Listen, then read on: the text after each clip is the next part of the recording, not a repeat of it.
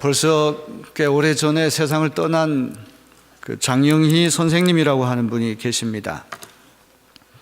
서강대학교에서 영문학을 가르치던 그런 선생님이신데 그 암에 걸리셔서 안타깝게 세상을 떠난 분이죠. 이 장영희 선생은 아주 산문을 잘 쓰는, 아주 에세이를 잘 쓰는 그런 문필가입니다. 이 장영희 교수님이 쓴 그 에세이 가운데 하필이면이라고 하는 그런 글이 있습니다. 장영희 교수님은 생후 1년 만에 두 다리를 못 쓰는 소아마비 1급 장애인이 되었지만 역경을 딛고 일어섰습니다. 유명한 영문학자가 되었을 뿐만 아니라 빼어난 문필가가 되었습니다. 유방암에 걸려서 유방암이 다 완치됐는 줄 알았는데 다시 척추암으로 전이가 되어서 치료를 받았지만 충분히 회복되지 않은 상태에서 학교로 돌아갔다가 결국은 너무 이른 나이에 하나님의 부르심을 받았습니다. 이 하필이면이라고 하는 에세이 내용은 이렇습니다. 한국에서 한때 티네이저 10대들이 불렀던 유행가 중에 머피의 법칙이라고 하는 그런 노래가 있었습니다. 화장실이 있으면 휴지가 없고 휴지가 있으면 화장실이 없고 미팅에 가도 하필이면 제일 마음에 안 드는 애랑 파트너가 되고 한 달에 한 번 목욕탕에 가도 하필이면 그날이 정기 휴일이고 아마 여러분도 오늘까지 인생을 살면서 이런 경험을 한두 번 이상씩 다 하신 적이 있을 것입니다. 왜 다른 사람은 별 노력도 하지 않고 복이 호박 넝쿨채 굴러 들어오는 것 같은데 왜 하필이면 내 인생은 이렇게 꼬이는 것이 많은지 아마 이런 경험을 한두 번씩 다 했을 것입니다. 오늘 이렇게 비가 내리는데 여간해서 세차를 안 하다가 이제 몇 달 만에 큰 맘 먹고 세차를 했는데 하필이면 오늘 비가 와서 세차한 것이 다 소용없게 될 때도 있죠. 장영희 교수님 역시 왜 하필이면 나에게 이런 경험을 수도 없이 많이 했습니다. 한 번은 장영희 선생이 서울 시내를 걷고 있는데 어깨에 새똥이 떨어졌습니다. 서울시 인구가 1천만 명이 넘는데 어깨에 새똥이 떨어진 사람은 1명 아니면 2명밖에 안 될 것입니다. 아마도 자기 자신이 소아마비 중증 장애인인데다가 유방암과 척추암까지 걸렸기 때문에 왜 하필이면 이런 얄궂은 운명이 나에게만 계속되느냐 푸념할 수 있었을 것입니다. 그러던 어느 날 장영희 교수님은 하필이면이 전혀 다른 생각을 가져다 줄 수 있다 이 사실을 발견했습니다. 학교 수업이 끝난 다음에 노점상이 파는 펜다곰 인형을 사서 초등학교 2학년짜리 조카에게 주었더니 아니 이모 하필이면 이 귀한 선물을 왜 나에게 주지요?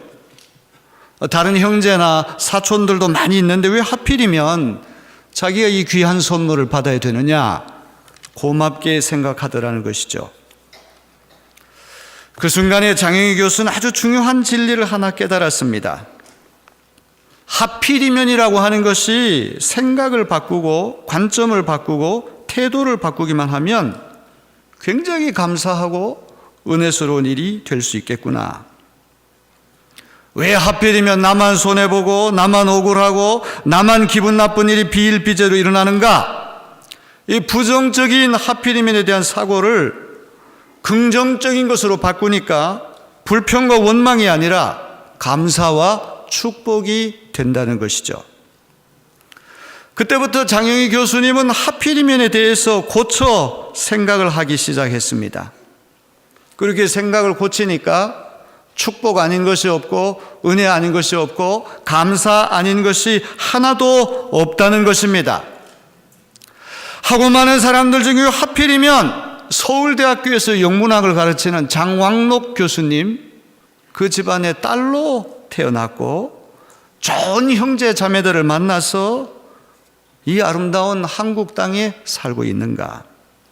아프리카나 라틴 아메리카, 동남아시아의 가난한 나라, 기근 있는 나라, 전쟁 있는 나라 불행한 나라도 많은데 이렇게 아름답고 좋은 나라에 하필이면 내가 태어나서 잘 먹고 잘 사는가 생각하는 것마다 감사하고 축복 아닌 일이 없다는 사실을 발견했다는 것입니다.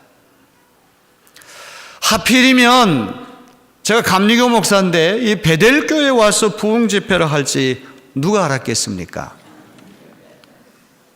여기 지금 이세희 장로님 앉아 계시는데 이세희 장로님 형님께서 저희 내리교회 전임 담임 목사님이십니다.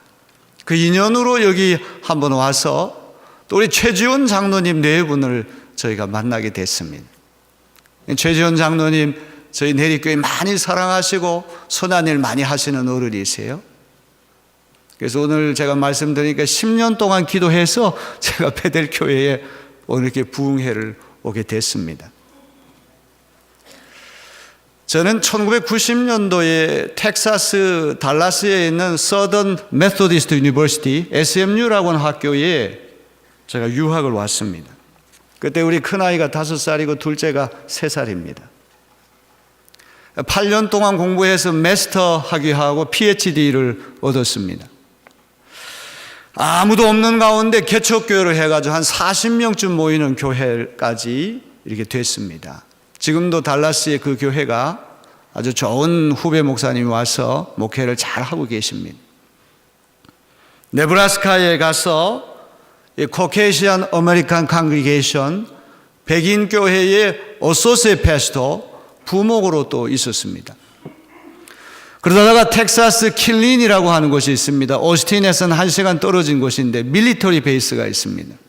아마 미국에서 미군 기지 중에서 제일 큰 기지일 것입니다.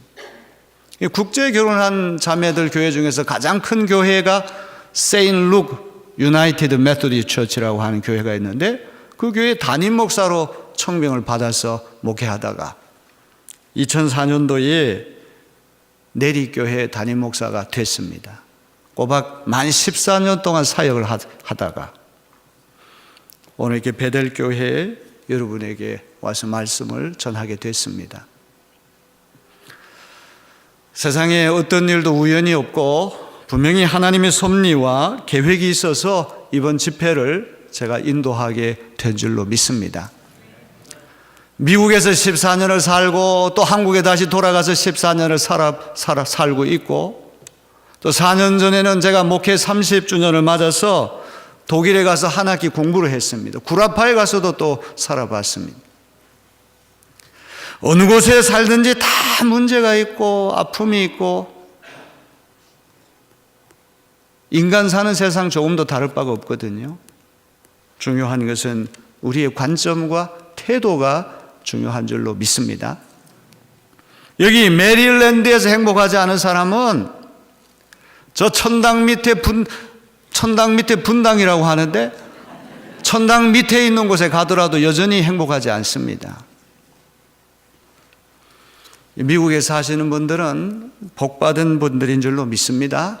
이렇게 공기 좋은 평화로운 나라에 여러분 살고 계신다는 사실을 항상 감사하게 생각하는 여러분 되시길 바랍니다. 어떤 홀어머니가 남편을 잃고 아들 두 형제를 잘 길렀습니다. 큰 아들은 우산 장사하고 둘째 아들은 집신 장사를 하는데 이 어머니가 1년 365일 근심 걱정이 떠날 날이 없습니다. 오늘처럼 이렇게 비가 많이 오는 날은 아이고 이렇게 비가 많이 와서 큰일 났네. 집신 파는 우리 아들 집신 하나도 못 팔겠네. 날씨가 화창한 날은 아이고 날씨가 너무 좋아서 큰일 났네. 우산 파는 우리 큰아들 우산 하나도 못 팔겠네. 비가 와도 걱정이고 비가 안 와도 걱정이고 1년 365일 근심 걱정이 떠날 날이 없습니다. 그러나 그 어머니가 관점을 바꾸고 태도를 바꾸면 1년 365일 내내 감사하고 내내 기뻐할 일밖에는 없을 것입니다. 비가 오는 날은 이렇게 비가 오니까 우산 파는 우리 아들 우산 많이 팔아서 부자 되겠네. 또 해가 쨍쨍 내리 비치는 날은 이렇게 화창한 날에 우리 집신 파는 아들 집신 많이 팔아서 부자 되겠네. 감사하네. 어차피 사람 사는 세상 객관적인 환경은 다 똑같습니다. 어디든지 다 문제가 있고 어디든지 장애가 있고 어디든지 시련이 있을 수밖에 없지만, 우리가 믿음을 가진 사람이 이것이 우연이나 팔자소관으로 되는 것이 아니라 하나님의 섭리 가운데, 하나님의 계획 가운데 되어진다, 이런 믿음만 가진다면 저 밑바닥에 내려가도 올라갈 일만 있기 때문에 감사할 수 있고, 어떤 환경 속에든지 낙심하지 아니하고 앞을 향해 나아갈 수 있게 되는 줄로 믿습니다. 저는 중국의 고사성어 가운데 인생지사 세옹지마라고 하는 말을 참 좋아합니다. 여러분 옛날 한문 시간에 많이 들은 이야기 아닙니까? 사람 사는 일이 세옹, 중국 국경지대의 어떤 노인이 길렀던 말과 같다는 것 아닙니까? 그 나라에서는 말이 소중한 재산이기 때문에 이 노인이 정성을 다해서 말을 길렀습니다. 어느 날 아침에 일어나 보니까 말이 월경을 했어요. 38선을 넘어서 다른 나라로 가버렸습니다. 동네 사람들이 우르르 몰려와가지고 영감님 참 너무 안 됐습니다. 그렇게 예지중지하던 말 한 피를 잃어버렸으니 너무 안 됐다고. 글쎄요, 이런 화가 변해서 복이 될지 어떻게 알겠습니까? 조금 기다렸더니 말이 다시 돌아왔는데, 이게 지 혼자가 돌아온 것이 아니라 앞말인데 순말하고 눈이 맞아가지고 야생마 준마 하나를 더 끌고 왔어요. 잃어버렸던 말 한 피를 다시 찾은 것도 감사한데 야생마 하나를 더 얻었으니 또 얼마나 경사스럽습니까? 또 동네 사람들이 와서 Congratulations, 축하합니다. 이제 영감님 우리 동네에서 제일 큰 부자 됐습니다. 글쎄요, 이런 복이 변해서 화가 될지 어떻게 알겠습니까? 아니나 다를까 하나밖에 없는 외아들이 말을 타고 놀다가 낙마를 했습니다. 다리가 부러졌습니다. 장애를 입게 됐습니다. 또 동네 사람들이 와서 하나밖에 없는 독자가 다리를 다쳤으니 이제 결혼하기도 어렵고 너무 안 됐다고. 글쎄요, 이런 화가 변해서 복이 될지 어떻게 알겠습니까? 아니나 다를까 나라 안에 전쟁이 터졌는데 두 다리 튼튼한 장정들은 다 차출돼서 전쟁터에 불려가서 전사했는데, 영감님 아들은 다리 장애 때문에 전쟁터에 불려가지 않고 아버지 모시고 잘 살았다는 이야기 아니겠습니까? 우리는 올라가도 내려가도 거기에 하나님의 뜻이 있음을 믿고 실망하지 말고 반드시 승리하는 하나님의 자녀들 다 되시기를 주님의 이름으로 기원합니다. 이 그리스 문명하고 히브리 문명을 비교를 한다면 어떤 것일까, 그런 생각을 해봤어요. 헬라, 히랍, 그리스 다 똑같은 말 아닙니까? 이 그리스 문명은 보는 문명이다. 히브리 문명은 듣는 문명이다. 이 그리스 문명의 본산지가 어디입니까? 이탈리아 로마에 가면 성 베드로 대성당이라고 하는 큰 성당이 있지 않습니까? 거기 한번 들어가 보면은 그 놀라운 예술 작품에 압도돼서 정신을 잃을 정도입니다. 1년 내내 거기 가도 다 볼 수 없을 정도로 볼거리가 너무 많아요.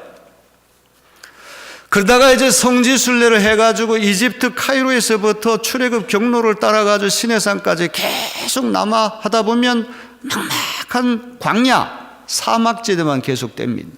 이 광야를 영어로 데저트라고 그러잖아요. 버림받은 땅 아닙니까? 낮에는 뜨겁고 밤에는 춥습니다. 일교차가 너무 심하니까 사람 살기가 최악의 곳입니다. 야생 짐승들만 서식할 수 있는 곳이죠. 이 볼거리가 없으니까 광야에 나가면 청각이 예민해지게 되는 거예요. 그래서 예언자들이 광야에서부터 나오게 되는 겁니다. 그래서 광야를 미드바르, 히브리 말로 미드바르 그렇게 말하는데, 이 미드바르라고 하는 말은 다바르, 말씀에서부터 온 거죠. 미드바르는 어떤 것입니까? 다바르, 말씀을 듣는 것입니다. 기독교는 말씀의 종교인 줄로 믿습니다. 하나님께서 우주 만물을 창조하실 때 말씀으로 창조하셨거든요. 요란스러운 행동으로 하지 아니하시고 말씀 한마디만 하면 우주 만물이 척척 자리를 잡아갔어요. 예수님 이 땅에 오셔서 각색 병자들을 고쳐주시고 죽은 사람들 살리실 때도 어떤 경우에는 요란스러운 행동을 하신 적도 있지만 대체적으로 말씀 한마디에 치유의 역사가 일어나게 된 줄로 믿습니다. 또 예수님의 말씀을 듣고 사람이 변화됐어요. 기적 중에 최고의 기적은 사람이 변화되는 것이 최고의 기적인 줄로 믿습니다. 습관 때문에, 이 습관이라고 하는 것이 습관의 폭력이라는 말을 하지 않습니까? 이 습관을 떨쳐내지 못하고 폭력적으로 우리를 제어할 때가 얼마나 많습니까? 하나님의 말씀의 종교가 기독교인데, 말씀은 삼중양태로 움직이는 줄로 믿습니다. 첫째로 성육화된 하나님의 말씀, 예수 그리스도가 로고스, 하나님의 말씀인 줄로 믿습니다. 베델교회는 다 좋은데 이게 아멘을 크게 안 하네. 저희 교회는 역사가 133년 됐는데도 아멘을 굉장히 잘하거든요. 아멘은 내가 참으로 진리인 줄로 믿고 동의합니다, 이런 뜻 아닙니까? 제가 황당한 이야기를 하면 아멘 할 필요 없지만, 생명과 진리의 말씀을 여러분에게 선포할 때는 아멘으로 화답할 때 서로가 좋은 것인 줄로 믿습니다. 국악을 할 때도 이게 추임새라고 하는 게 있잖아요. 얼쑤, 좋다. 그럴 때 이 창하는 사람이 신바람 나는 거 아닙니까? 이 부흥회니까 좀 아멘을 크게 해주시기 바랍니다. 제가 아직 시차가 적응이 안 돼가지고 지금 비몽사몽간에 오늘 말씀을 전하고 있습니다.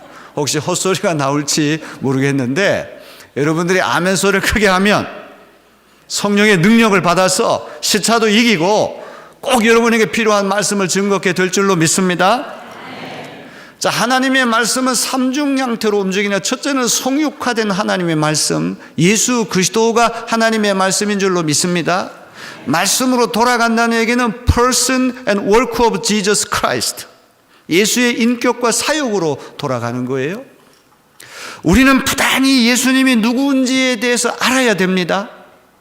이민교회 하시면서 여러분은 예수 그리스도를 알아가는 기쁨이 충만하게 되기를 주님의 이름으로 기원합니다. 예수님의 사상에 대해서, 예수님의 삶에 대해서, 예수님의 사역에 대해서, 예수 그리스도를 알지 못하고 크리스찬 된다는 일은 불가능한 일이죠. 저는 복음서에 나타난 예수님의 이야기를 읽을 때마다 1000번, 10,000번 다시 태어난다고 할지라도 예수 그리스도를 구주로 믿고 그분의 제자가 되어서 살고 싶은 확신이 있습니다.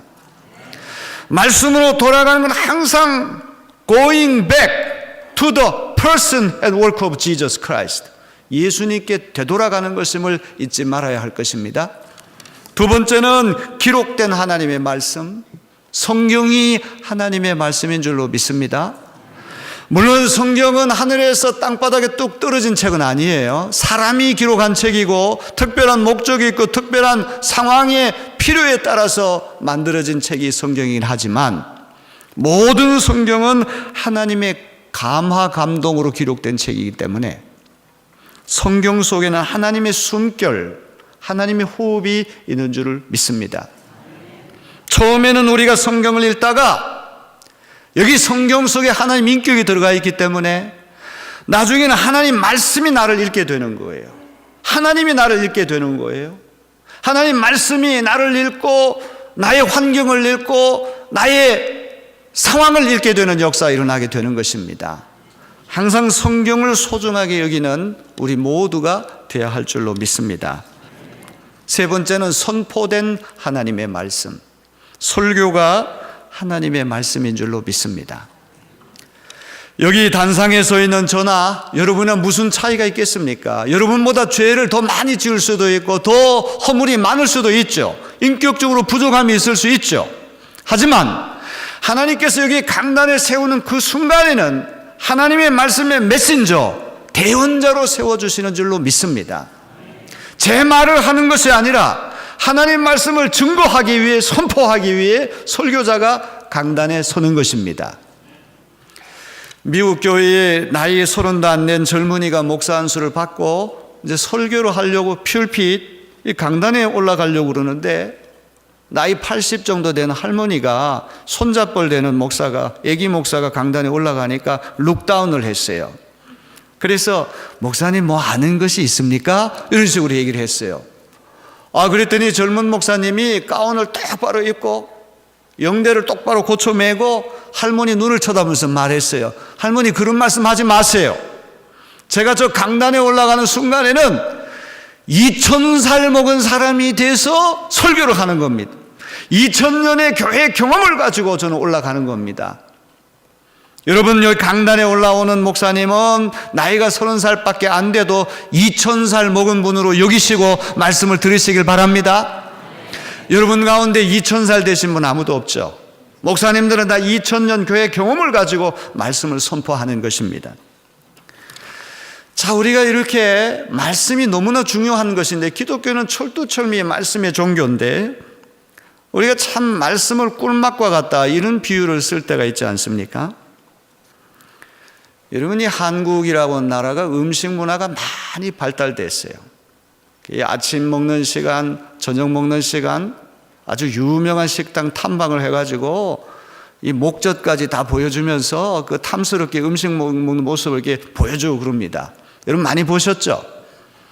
한 번은 서울에 사는 제 친구 목사가 한정식 집에 갔는데 메뉴판을 보니까 영의정 메뉴, 우의정 메뉴, 좌의정 메뉴가 있어요.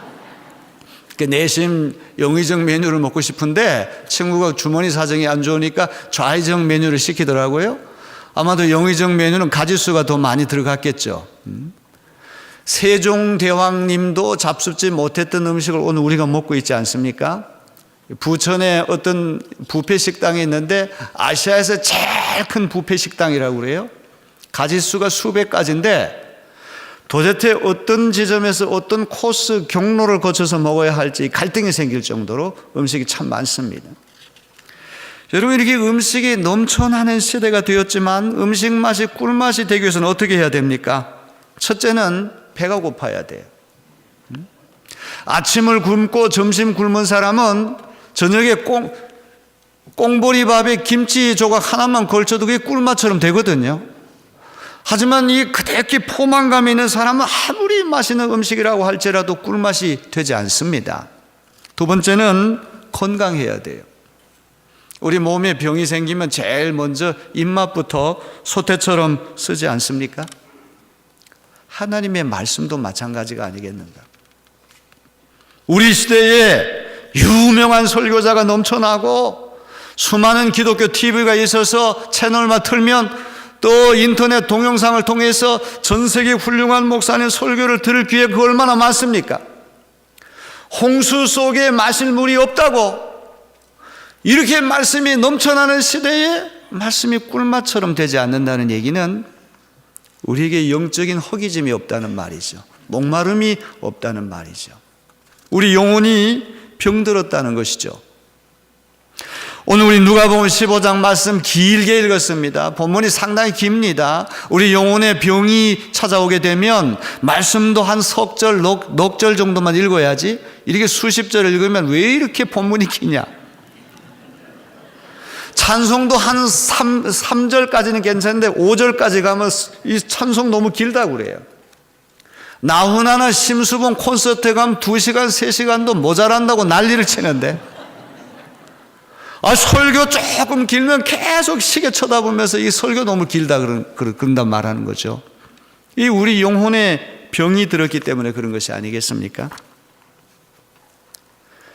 우리가 정말 이민 처음 왔을 때 그 힘들고 어려웠던 시절, 그 고난의 시절, 목말랐던 시절, 배고팠던 시절, 그 시절을 잊지 말기를 주님의 이름으로 기원합니다. 제가 나이 30살에 미국에 유학 왔습니다. 아까도 말씀드렸지만 5살, 3살 먹은 아이 둘 데리고 이제 내 식구가 8년 동안 이제 공부를 하는데 제 아내가 안 해본 일이 없습니다. 세탁소에 가서 캐시어도 일하고 샌드위치 샵에 가서도 일을 하고 그렇게 고생해가지고 공부를 간신히 마쳤거든요. 날마다 체킹 어카운트 밸런스를 체크하는 거예요. 이 바운스 될까 봐. 그렇게 어렵고 힘들었던 시절, 하지만 꿈이 있었거든요. 목표가 있었거든요. 목표가 있고 꿈이 있었기 때문에 어떤 시련도 다 이겨낼 수가 있었던 것입니다. 제가 2003년도 하와이 호놀룰루에서 미주 한인 선교 100주년 기념대회에 3번째 기조 강연을 맡았습니다. 저는 이 한인 이민 생활을 3단계로 정리를 해봤어요. 첫 번째 단계는 개척 생존의 단계, 두 번째는 정착 안정의 단계, 세 번째는 동화 변혁의 단계. 이 첫 번째 단계는 개척 생존의 단계. 이 낯선 문화 속에 와가지고 만사를 다 새로 개척해야 됩니다. 이 서바이벌, 사느냐 죽느냐 하는 문제 아닙니까? 2003년까지만 하더라도 저는 대부분의 우리 한인 이민들이 이 개척 생존 단계에 머물러 있다, 아니면 개척 생존 단계에서 정착 안정의 단계로 넘어가는 접점에 있다, 저는 그렇게 진단을 했거든요. 여기 이 볼티모어 베델 교회에 제가 와보니까 뭐 다 만난 건 아니지만 우리 장로님들 뵈니까 이 베델 교회 교인들만 하더라도 이 정착 안정 단계에 와 있는 분들이 꽤 많이 있는 것 같아요. 어느 정도 이제 세틀 다운이 되고 이 미국 생활에 잘 이렇게 정착됐습니다. 그래서 이 메인스트림에 들어가는 동화, 완전히 미국 사람으로 동화되고 이 트랜스포메이션, 변혁 단계까지 간 분들도 상당수 있는 것으로 제가 압니다. 이렇게 여러분 생활이 안정이 되고 이제 미국 삶 속에 들어갈수록 우리가 좀 그런 어떤 야성, 처음 미국 땅에 건너왔을 때 힘들었고 시련이 있었고 많이 고생했던 거 다 잊어버리고 그 고난을 잊는다는 얘기는 하나님 말씀이 점점 무감각해진다는 말이 아니겠습니까? 정말 믿고 의지할 것은 하나님 한 분밖에 없기 때문에 정말 간절한 마음을 가지고 신앙생활을 했던 그 열정이 이게 정착 안정의 단계, 동화 변혁의 단계에 들어가게 되면 점점 약화될 수 있다는 것입니다. 이번 부흥성의 기간 동안에 다시 한번 말씀이 꿀맛처럼 들려오는 그런 놀라운 역사가 일어나게 되기를 주님의 이름으로 기원합니다. 저는 오늘 누가복음 15장 말씀을 읽었습니다. 2000년 전에 예수님께서 그 시대 사람들과 소통하는 방법은 비유를 통해서입니다. 이 비유라고 하는 것은 예수님만의 소통 방법인데 이소무화와는 다르죠. 이소무화는 토끼가 말을 하고 여우가 말을 하고 의인화시켜서 어떤 교훈을 찾아내는 것인데, 예수님이 들려주시는 비유는 그런 이야기가 아니라 팔레스타인 일상생활에서 일어날 수 있는 이야기, 농사 짓는 이야기, 집 짓는 이야기, 결혼하는 이야기, 이런 이야기를 통해서 하나님이 어떤 분인지, 하나님의 나라가 어떤 나라인지 넌지시 우리에게 들려주는 거예요. 비유를 영어로 패러블 그렇게 말하지 않습니까? 패러블이라고 하는 말은 그리스 말 파라볼레에서 나왔어요. 파라볼레라고 하는 말은 무슨 뜻이에요? 파라는 옆에, 벌레는 던진다는 말이거든요. 비유 한 편을 옆에 툭 던져놓고는 그 비유를 통해서 하나님이 어떤 분인지, 하나님이 통치하시고 하나님의 주권이 이루어지는 하나님 나라가 어떤 상태인지 우리에게 들려주시는 줄로 믿습니다. 하나님은 모든 문자를 초월해 계시는 분이거든요. 우리가 어떤 미사류고를 총동원한다고 할지라도 하나님의 본질을 다 우리는 파악할 수가 없습니다. 아무도 하나님 나라 가본 적이 없기 때문에 하나님 나라에 대해서 아무리 설명한다고 할지라도 형용할 길이 없거든요. 불교의 세계는 불림 문자로 성립이 안 되는 것입니다. 그런데 예수님은 비유 한 편을 옆에 툭 던져놓고는 그 비유를 통해서 하나님의 성품이 어떤 성품인지, 하나님이 다스리시는 하나님의 나라가 어떤 나라인지 우리에게 들려주시는 거예요. 여러분이 이 신약성경 복음서의 사복음서에 나오는 비유 한 40편 정도만 잘 이해해도 우리가 믿는 예수님, 우리의 구세주 예수님이 어떤 마음을 가지고 그분이 그토록 꿈꾸었던 하나님의 나라가 어떤 나라인지 우리 알 수 있게 될 줄로 믿습니다. 특별히 누가복음은 비유의 보고라고 할 만큼 아름다운 비유들이 많이 나옵니다. 오늘 탕자의 비유 나왔잖아요. 누가복음 10장인가에 보게 되면 선한 사마리안 비유 나오고 부자와 거지 나사로의 비유. 누가복음 기자는 유난히 가난한 사람, 소외된 사람, 여성들, 천민들, 이런 사람들에게 관심이 많아요. 가장 아름다운 책이 누가복음이라고 할 수 있습니다. 어떤 사람은 누가복음의 저자가 여자일 것이다 이렇게 얘기할 만큼 유난히 여성에 대해서 따뜻한 시선을 가진 책이 누가복음입니다.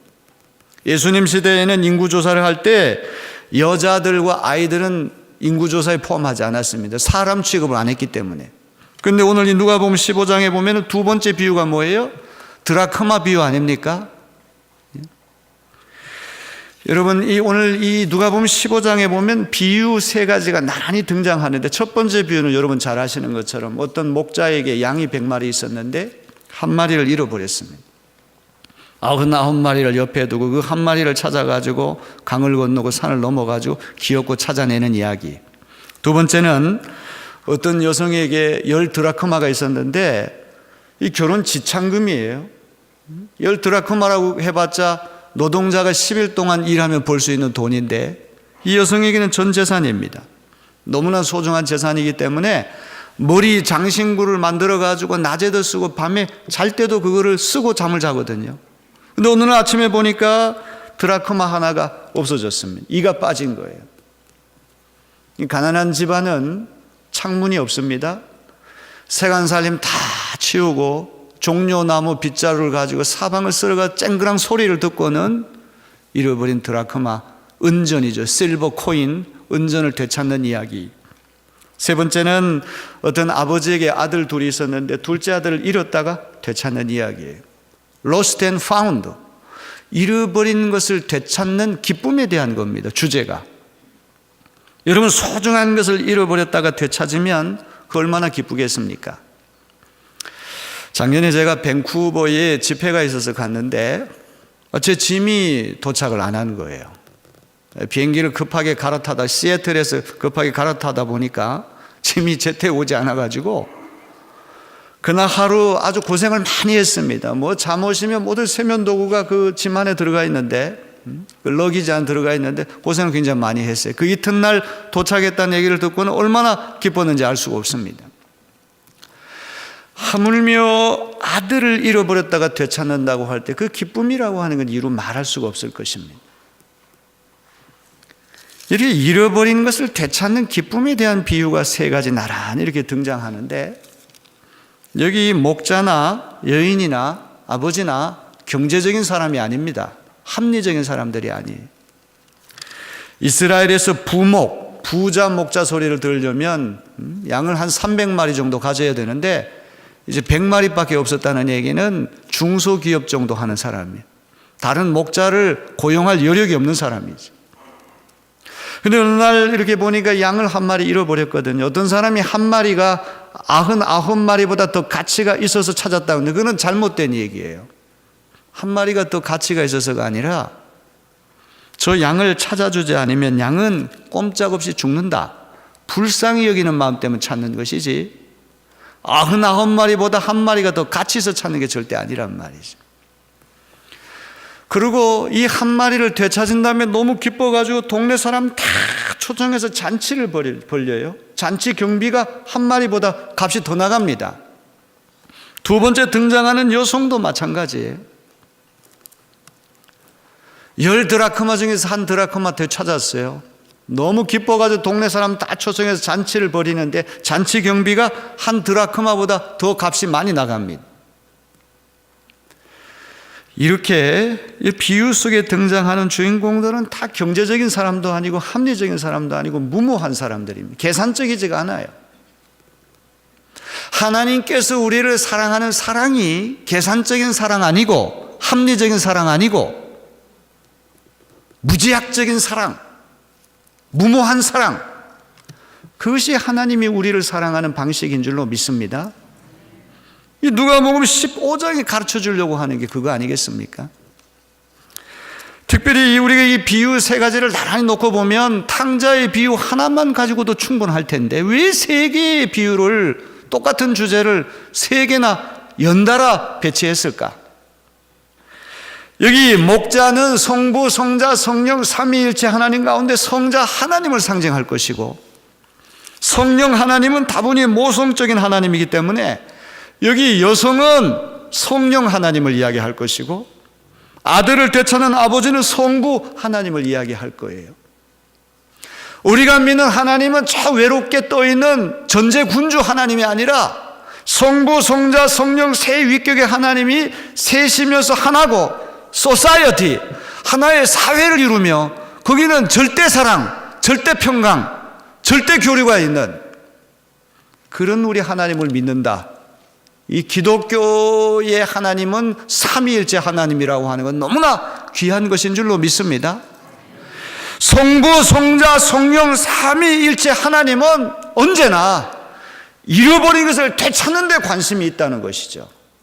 예수님이 이 땅에 오신 것도 한 사람도 놓치지 않고 다 구하기 위해 이 땅에 오신 줄로 믿습니다. 불교 이야기를 해서 죄송한데 불교가 소승불교하고 대승불교가 있잖아요. 소승불교를 히나, 야나 부디즘이라고 얘기하고 대승불교를 마하야나 부디즘이라고 해요.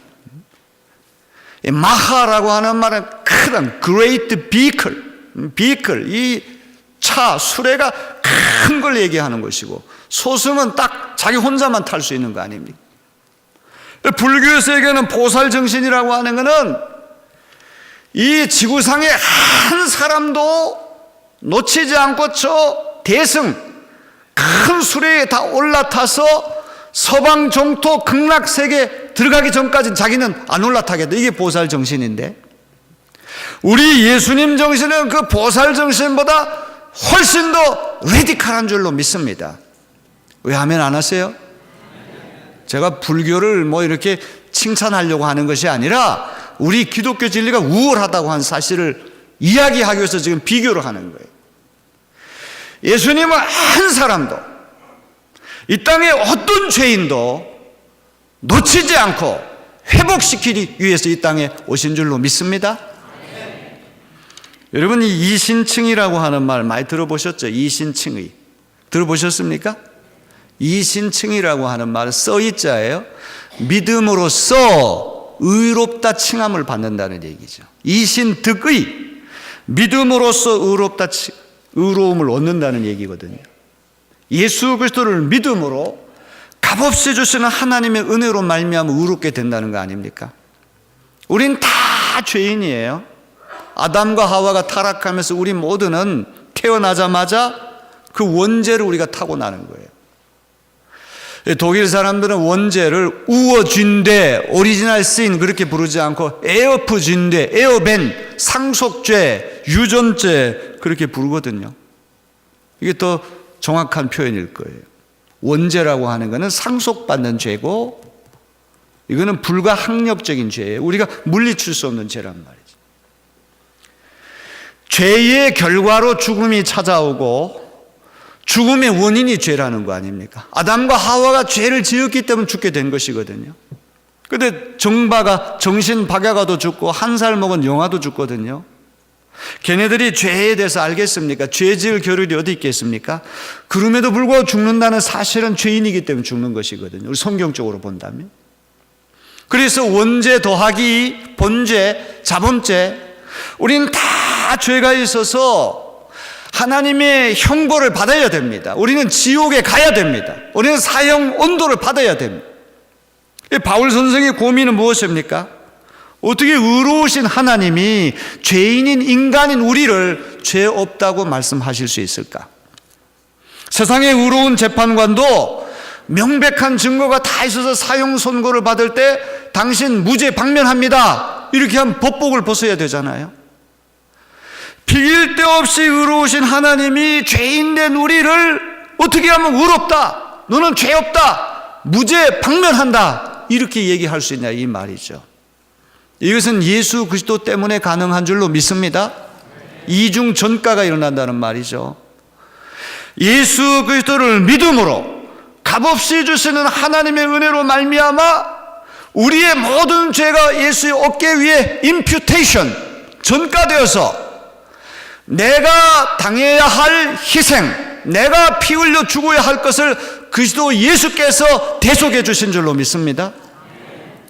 Once and for all, 딱 한 번 모든 인류를 위해서 십자가의 희생 제물이 되심을 통하여 대제사장이 아침 저녁으로 어린 양 1년생 이하의 양을 계속 하나님의 제단에 바쳐서 이스라엘 백성들의 죄를 씻어야 되는데 이건 너무 번거로운데 예수님은 딱 한 번 십자가에 once and for all 모든 인류를 위하여 딱 한 번 십자가의 희생 제물이 됨을 통하여 우리의 모든 죄가 씻음받는 길이 열리게 된 줄로 믿습니다.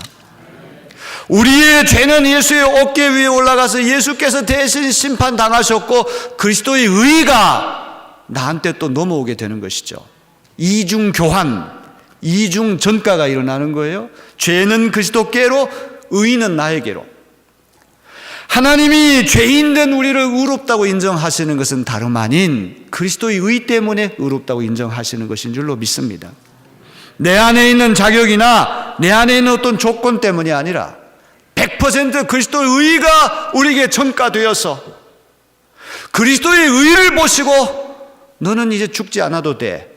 너는 이제 사형 선고 아니야. 무죄 석방을 해주는 것이 이신층의인 줄로 믿습니다. 조금 이야기가 곁길로 갔는데 누가복음 15장 탕자의 비유, 너무나 아름다운 비유 아닙니까? 여러분들 너무나 잘 아는 비유예요. 이 전반부하고 후반부로 이렇게 나누어지는데 이제 이렇게 두 파트로 전반부 후반부로 나누어지는 비유를 우리가 이중 구조로 된 비유라고 얘기를 하는데 이중 구조로 된 비유의 액센트는 항상 후반부에 가 있습니다. 예수님 정말 전달하시려고 하는 비유의 핵심은 후반부에 가 있는 거예요. 아버지에게 아들 둘이 있는데 둘째 아들이 아버지가 살아있을 때 유산을 물려달라는 거예요. 유대 상속법에 의하면 아버지가 돌아가신 다음에 유산을 물려받을 수 있는데 아버지가 시퍼렇게 살아있는데 유산을 물려달라는 얘기는 아버지 죽으라는 얘기거든요. 폐류나만이 할 수 있는 요구거든요. 근데 이 아버지가 순순히 둘째 아들의 말을 들어줍니다. 우리 12절 말씀 아주 중요한 말이에요. 12절 한번 다 같이 읽어볼까요? 다 찾으셨습니까? 그 둘째가 아버지에게 말하되 아버지여 재산 중에서 내게 돌아올 분깃을 내게 주소서 하는지라 아버지가 그 살림을 각각 나누어 주었더니 여기서 중요한 말이 재산이라고 하는 말하고 살림이라는 말이에요. 이 재산이라고 하는 말은 그리스 원어성에 보면은 우시야 이렇게 돼요. 우시야. 한번 따라합시다. 우시야. 우시야. 우시야라고 하는 본질이라고 하는 본질. 실체, 본질. 호모 우시야. 동일 본질 이런 뜻이에요. 그 다음에 이 살림이라고 하는 말은 비오스로 되어 있어요. 따라합시다. 비오스. 비오스. 생명이라는 말이죠. 살림살이는 생명살이에요. 비오스라고 하는 말에서부터 바이오, 바이올로지, 바이오 케미스트리, 바이오, 생명이라는 말이 여기서부터 나오는 거예요. 하나님의 우시아는 비오스를 나눠주는 거란 말이에요. 하나님의 본질은 살림, 생명을 나눠주는 것이 하나님의 본질인 줄로 믿습니다. 하나님 안에 있게 되면 생명을 누리되 풍성하게 누리지만 하나님을 떠나는 그 순간에 생명이 고갈되는 거예요. 둘째 아들이 아버지 안에 있을 때는 생명을 풍성히 누렸거든요. 살림을 풍성히 누렸지만 아버지를 떠나서 아버지 없는 곳으로 도주했을 때는 그 많던 비오스, 살림, 생명이 다 고갈되고 탕진되어서 죽게 되는 거예요. 창세기에 보면 하나님께서 인간을 만드실 때 하나님의 형상대로 지으신 줄로 믿습니다. 소는 소 모양대로 돼지는 돼지 모양대로 지으셨는데 사람만큼은 이미지 오브 갓, 하나님의 모상, 하나님의 모양, 하나님의 형상대로 우리를 지으신 줄로 믿습니다. 사람 위에 사람 없고 사람 밑에 사람 없는 거예요. 그래서 우리가 사람을 무시한다는 얘기는 그 사람을 지으신 하나님을 무시하는 게 되는 거죠. 여러분, 이 20달러 혹은 100달러 지폐가 내 수중에 들어오기까지 얼마나 돌고 돌았겠습니까? 어떨 때는 휴지 조각처럼 꼬깃꼬깃하죠. 하지만 우리가 안 버립니다. 왜? 여전히 100달러의 가치가 있기 때문에 그런 것이죠. 예수님이 사람을 보시는 시선도 그런 것 아니겠습니까? 그 사람이 지금 죄를 지어서 하나님의 형상이 일시적으로 왜곡되고 일그러졌다고 할지라도 여전히 그 안에는 천하와도 바꿀 수 없는 하나님의 이미지, 모양이 있기 때문에 항상 회복될 가능성을 보시고 그런 사람까지 놓치지 않고 구원하시려고 하는 것이 예수님의 뜻인 줄로 믿습니다. 여기 둘째 아들이 아버지의 우시야, 본질이 비오스, 바이오, 살림, 생명을 나눠주는 건데 이걸 부여받아가지고 아버지의 영향이 미치지 않는 무풍지대, 아버지 보지 않고 그냥 마음껏 살고 싶었거든요. 그 모든 것 다 잃어버리게 됐습니다. 흉년이 왔다는 거죠. 구약성의 흉년, 전염병, 전쟁, 세 가지는 전형적으로 이스라엘 백성들을 죄를 치시는 하나님 방법이 아닙니까? 비유를 듣던 청중들도 흉년이 들었다고 그랬을 때 천벌을 받는구나, 딱 그 생각하는 거죠. 이제 이 유대인이 이방인의 노예가 되는 것도 부족해가지고 돼지치기로 전락했다. 그것도 돼지가 먹는 쥐염 열매조차 먹을 길이 없다. 이 이야기는 선민인 유대인이 저 밑바닥까지 추락했다는 이야기 아닙니까? 이건 구제불능이에요. 죽게 되니까 이 둘째 아들이 무슨 생각합니까? 야, 우리 아버지 집에는 살림이 풍족하기 때문에, 생명, 비오스가 풍족하기 때문에 품꾼들, 노예들도 먹고 살 수 있다. 내가 벼룩이 낯짝이 있지 어떻게 아들이라고 얘기할 수 있겠는가? 아버지 집에 돌아가서 생명을 부지하기 위해서 노예가 돼야 되겠다. 그러고는 돌아오게 되는 것이죠. 자, 아버지는 날마다 아들 돌아오기를 눈이 빠지게 기다리는 것입니다. 아직도 거리가 먼데 버선발로 뛰어가가지고 그 아들을 껴안고 목을 껴안고 입을 맞췄어요. 이 화해의 표시 아닙니까? 그러고는 새 옷을 갈아입히고 손가락에 끼는 인장 반지를 끼워주고 신발을 신겨줘요. 옷을 입히고 인장 반지를 끼워주고 신발을 신겨준다는 말은 너는 우리 집 노예가 아니라 아들로 돌아왔다. 선십, 아들됨을 회복시켜주는 거예요. 아멘. 그리고 동네 사람들을 다 초정해 살찐 송아지를 잡는 것은 퍼블릭 데몬스트레이션. 온 동네 사람들에게 이 둘째 아들이 우리 집 아들로 회복되었습니다. 선십, 아들됨을 회복했습니다. 이걸 온 천하에 공개하는 것이죠. 자, 이렇게 해서 전반부가 끝나는데 이제 25절로부터 이제 32절까지 후반부에 마다들이 등장하지 않습니까? 이 마다들은 등장할 때부터 예사롭지 않아요. 우리 25절 말씀 다 같이 봅니다. 마다들은 밭에 있다가 돌아와 집에 가까이 왔을 때 풍악과 춤추는 소리를 듣고, 하루 종일 밭에 나가서 일하는 아주 성실한 사람입니다. 아버지에게 효도하는 사람이에요. 둘째 아들과는 차원이 다른 사람이죠. 아주 모범생이에요. 그런데 한 번도 자기 집에 잔치 소리가 난 적이 없는데 주인인 자기도 모르는 잔치 소리가 들리니까 종을 불러가지고 자초지종을 묻는 거예요. 이때 자존심 상했겠죠. 그래서 동생이 돌아와서 잔치를 벌였다는 얘기를 듣고는 화가 나가지고 잔치 자리에 안 들어가려고 그러는 거예요. 아버지가 밖에 나와가지고 마다들을 타이릅니다. 들어가자고. 나는 이렇게 아버지 한 번도 배신한 적도 없고 아버지 모시고 효도 이렇게 잘했는데 저를 위해서 염소 새끼 한 마리 잡아준 적이 없는데 저 못된 놈은 송아지 잡아준다고. 자, 여러분, 자, 우리 30절 말씀도 중요한 말. 30절 한번 다 같이 읽어볼까요? 아버지의 살림을 창녀들과 함께 삼켜보는 이 아들이 돌아오매 이를 위하여 살찐 송아지를 잡으셨나요? 이제 이 마다들의 문제점 뭡니까? 동생이 죽었다가 다시 살아왔다. 내 혈육이라고 하는 생각이 있는 것이 아니라 아버지의 살림을 창녀들과 함께 삼켜버린 이 아들이에요. This son이에요. This brother가 아니야. 이게 큰 문제란 말이죠. 자, 시간이 없기 때문에 우리 15장 1절 2절 한번 다 볼까요? 이 비유, 세 개의 비유를 듣는 청중이 누군가 한번 봅시다. 15장 1절 2절 다 같이 읽습니다. 모든 세리와 죄인들이 말씀을 들으러 가까이 나오니 바리새인과 서기관들이 수군거려 이르되 이 사람이 죄인을 영접하고 음식을 같이 먹는다 하더라. 자, 이 세 비유가 나란히 등장하기 전에 이 오디언스, 이 세 비유를 듣는 청중이 누군가를 보여주는 말이죠. 바리새인과 서기관들이 예수님이 세리와 죄인들하고 식탁 교제라, 테이블 펠로우십. 그러니까 수근수근거리는 거예요. 그래서 이 사람들 들으라고 이 새 비유를 말씀하신 것이죠. 예수님이 이 땅에 오신 것은 죄인들, 세리들, 그런 사람들 놓치지 않고 구하기 위해서 왔다. 이 세리와 창기들이 둘째 아들과 같은 존재인데 하나님께서 다 받아주셨다. 근데 거기에 대해서 맏아들과 같은 너희들, 바리새인과 서기관들, 거기에 대해서 불평하지 않느냐. 그들도 똑같은 형제 자매인데 너희들은 재산 말아먹은 이 아들, 그런 의식을 갖고 있지 않느냐. 그 얘기를 하려고 그러는 거예요.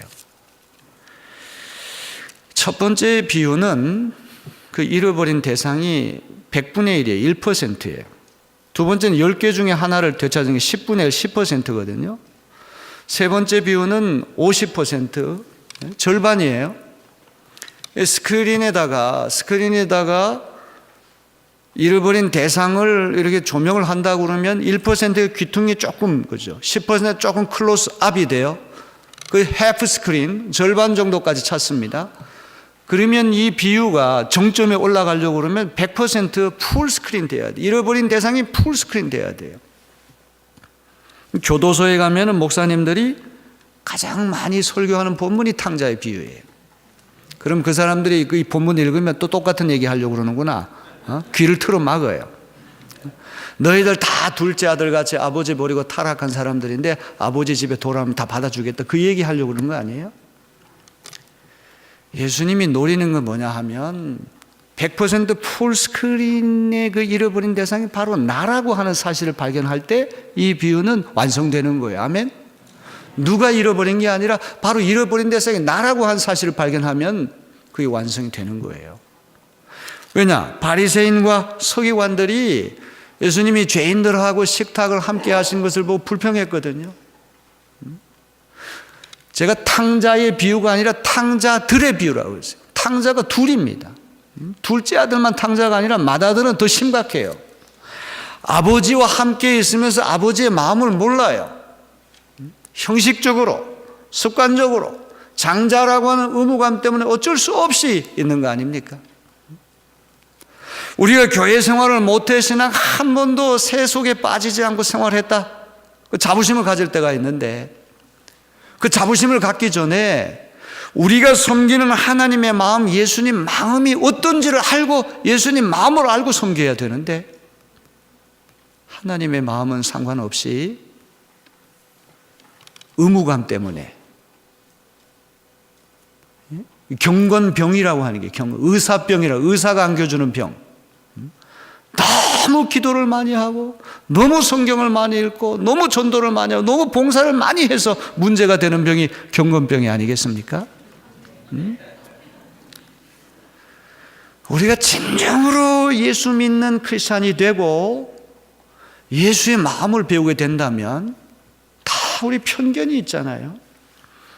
제가 이번에 비행기 타고 오는데 뭐 잘 왔어요. 근데 여기 워싱턴 DC 그 듀레스 공항에 이제 내리게 됐는데 이제 다 서가지고 이제 짐을 내리게 되는데 제 앞에 있던 그 필리핀 계통의 여성인 것 같아요. 이 트렁크를 선반에서부터 내리다가 힘이 약하니까 그걸 떨어뜨려 가지고 백인하고 저를 쳤어요. 이게 왼쪽 어깨가 되게 아파요. 근데 이 여자가 미안하다는 말을 안 해요. 이제 경우 바른 여자는 I'm sorry, 정말 미안하다 이렇게 말을 안 하는 거예요. 속으로 굉장히 불쾌하더라고요. 근데 이 백인 아저씨가 좀 험상궂게 생긴 아저씨인데 비치 그래요. 비치가 무슨 말인지 잘 모르겠는데 그러더니 자기 짐을 찾아가지고 확 돌리면서 그 여자한테 탁 이렇게 박는 거예요. 그래서 내심 조금 고소하긴 하지만 야, 세상에 미인한 사람들이 있구나. 미인한 사람도 있구나. 여러분 우리 다 천사가 아니죠. 이게 불쾌한 일을 당하면 기분 상하고 또 화나고 그러지 않습니까? 예? 이 세상에 의인은 없나니 하나도 없어요.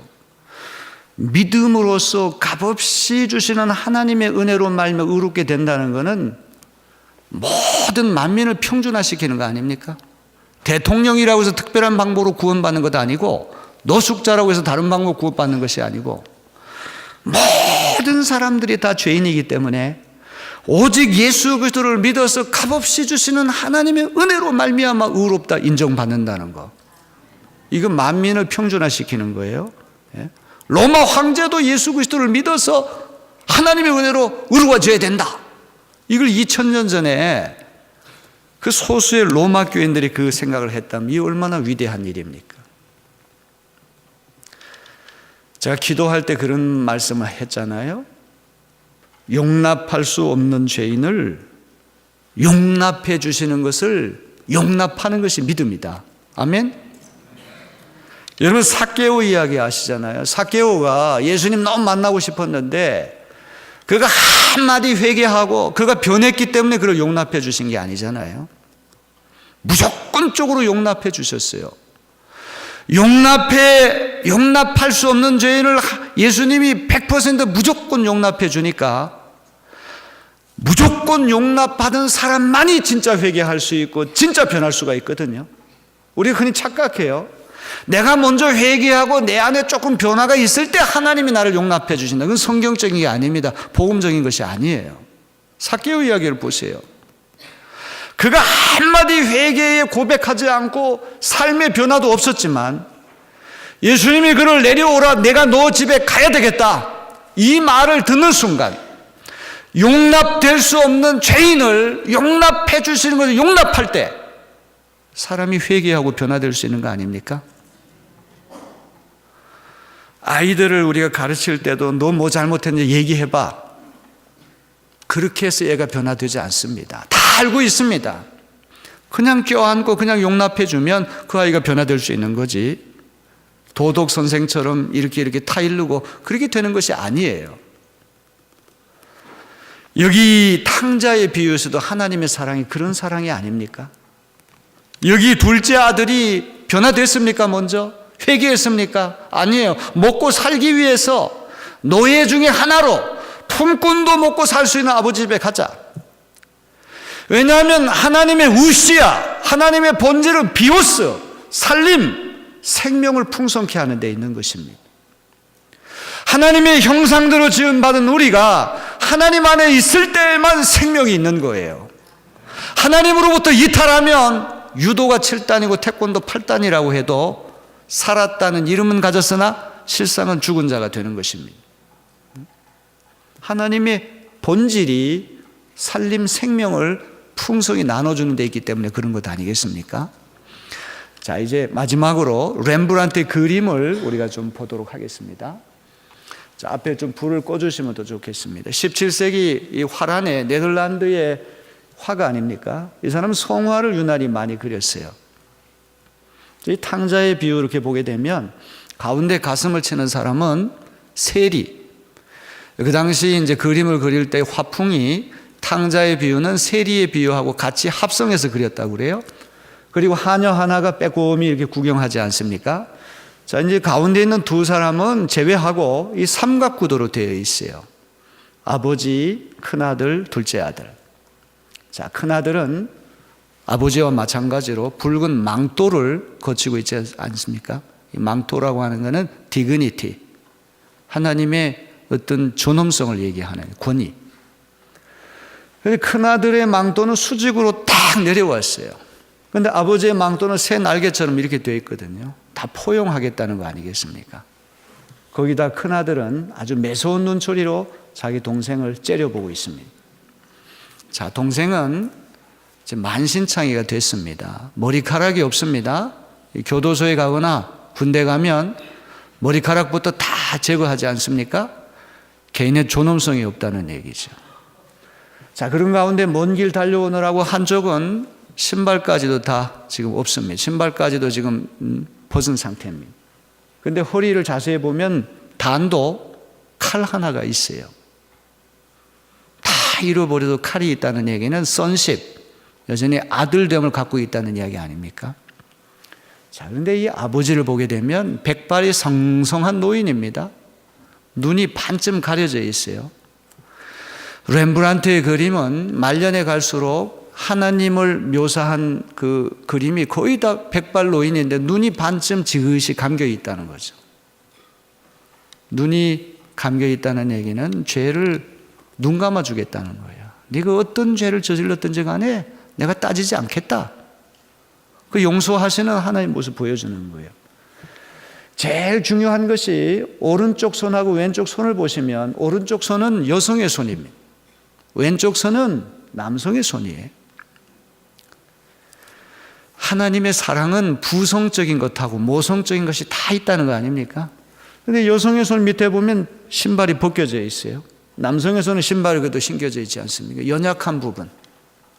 그걸 특별히 감싸주는 것이 하나님의 사랑이라는 것이 아니겠습니까?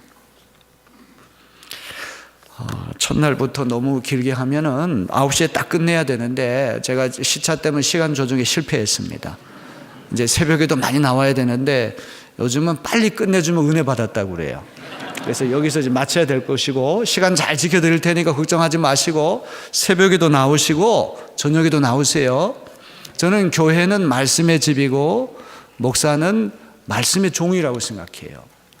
비유 몇 편을 여러분에게 풀어드릴 터인데 이걸 깨달을 때마다 우리 예수님 이런 분이었구나.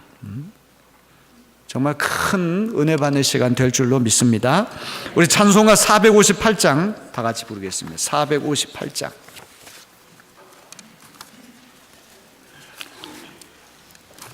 (458장입니다)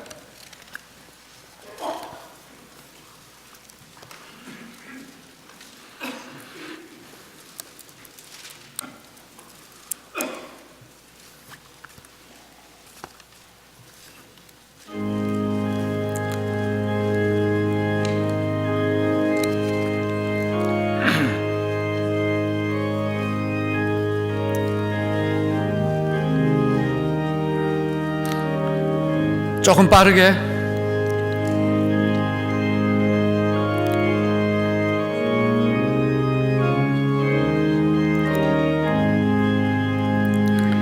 너희 마음에 슬픔이 가득할 때 주가 위로해 주시리라. 아침 해같이 빛나는 마음으로 너 십자가 지고 가라. 참 기쁜 마음으로 참